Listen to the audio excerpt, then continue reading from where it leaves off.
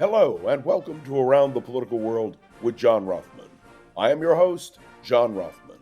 If you're a fan of the show, make sure to hit the follow button on the top right of Apple Podcasts, Spotify, or wherever you are listening at this very moment. When you hit follow, leave a review or share an episode with a friend. It helps other people discover the show, keeps us going. As I like to point out each and every day, it expands our base. The whole world is watching. They are watching, and we are watching, the President of the United States and the ultimate decision that he will make about whether or not to provide support for Israel in its effort to eliminate the threat of Iran's nuclear capability. American muscle is needed. We need to have that bunker buster bomb, the Israelis say, in order to ensure that Fordo, that underground nuclear facility, is destroyed. And what is Donald Trump going to do?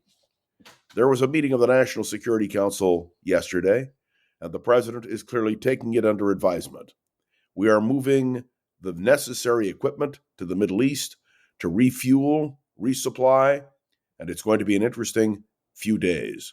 We are told that the Israeli people are ready for action.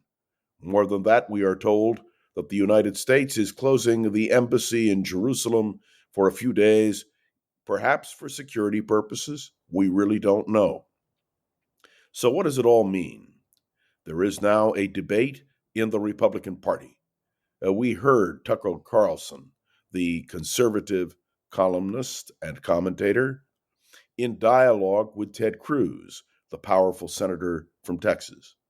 And we saw Tucker Carlson make a case against doing anything to help Iran. And we saw the reality of Ted Cruz, who is determined that we should support Israel, and who was unable to answer certain technical questions, but as he put it, that's not his job. Let's be clear. We also have Lindsey Graham, powerful Republican senator from South Carolina, who believes the United States should act now to ensure that the nuclear threat of Iran is stopped.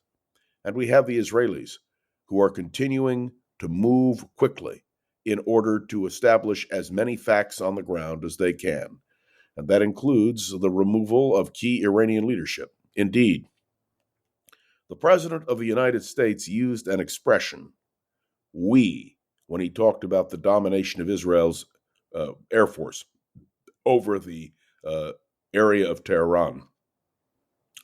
It is we, the president indicates, who are concerned about what Iran is doing. And as the president articulates that view, more and more, there are some in the Republican Party who do not support him. And that includes Marjorie Taylor Greene, member of the House of Representatives, powerful ally of the president. And that includes some Democrats, including Tim Kaine, who was once the nominee of the Democratic Party for Vice President of the United States. It's interesting that the extremes, the far left, the far right, all come together on something like this. Now, one of the questions that has been raised is, does the president have the power to order what he wants to order? And the answer is, he does. We understand the War Powers Act, and some of you who've listened to me for a long time will recall my interview with Senator Tom Eagleton, who was the author of the original War Powers Act, and who ultimately voted against the War Powers Act because he said that what was passed by Congress was giving the president too much power.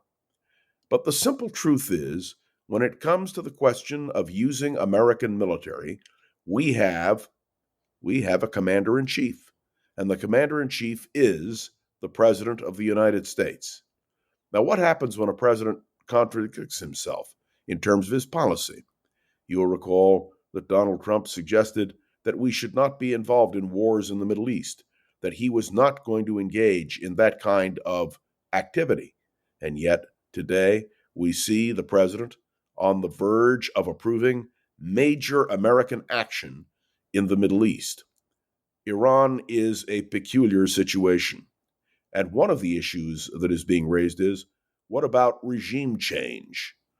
Interesting, several months ago, you will recall that I did a podcast about the Shah's son, Reza Pahlavi, who appeared at the Richard Nixon Library and who spoke there and was honored there because of the close alliance between the Pahlavi family and dynasty and Richard Nixon.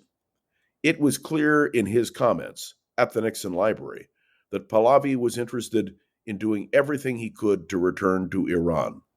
And now what we are seeing is a statement yesterday by the Crown Prince Pahlavi saying he was ready to be that transitional figure between the Islamic Republic and a democratic Iran. There is much to be discussed, much to be analyzed, much to be considered. But the one thing that is clear is that Donald Trump will make the decision in the next few days about American involvement. Will we become engaged? And will it then lead to regime change? And what will that mean for American foreign policy? And what will it mean for the United States of America in its quest to do the right thing?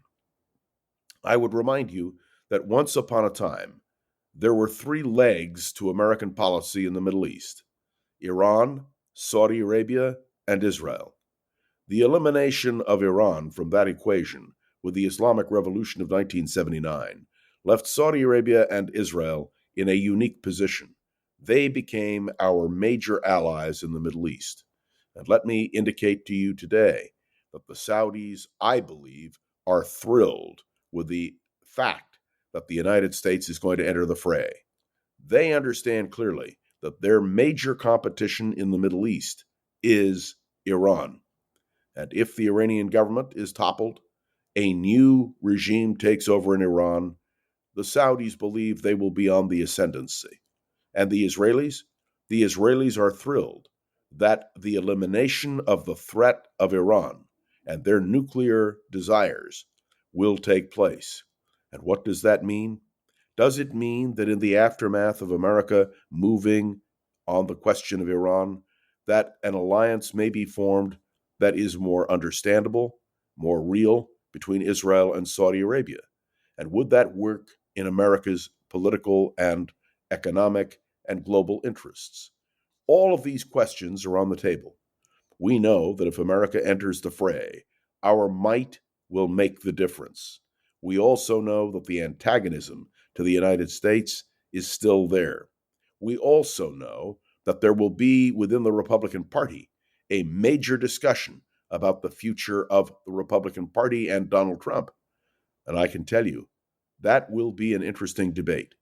So far, the Republican Party has gone in lockstep with Donald Trump, but now we are hearing dissenting voices. There's a lot going on, a lot to unpack, a lot to analyze. And I promise you, here at the Around the Political World with John Rothman, we will do everything we can to analyze with you what's happening.